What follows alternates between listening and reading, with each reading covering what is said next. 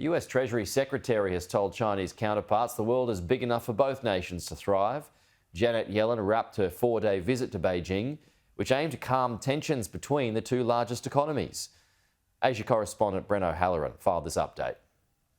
There were low expectations heading into Secretary Yellen's visit. In what appears no major agreements were made, both sides say they benefited from the frank face-to-face high-level talks. There were at least 10 hours of talks over 4 days between officials from two countries with many grievances. These conversations were direct, substantive and productive. China and the United States' restrictions on computer chips and the so-called coercive treatment of firms operating in each other's nations were among the issues discussed, as the US rebuffed China's claims it's illegally stymieing its economic progress. President Biden and I do not see the relationship between the US and China through the frame of great power conflict.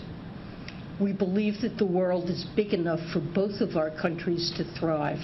There were positive signs from the Chinese Premier. Li Qiang said US-China ties can see rainbows after a round of wind and rain.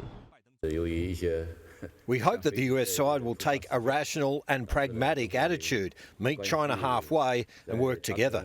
Tit-for-tat tariffs and claims of meddling in domestic affairs have strained relations. Secretary Yellen says the US will continue to call out perceived rights abuses and make targeted actions to protect national security. I communicated that it is essential that Chinese firms avoid providing Russia with material support or assistance with sanctions evasion.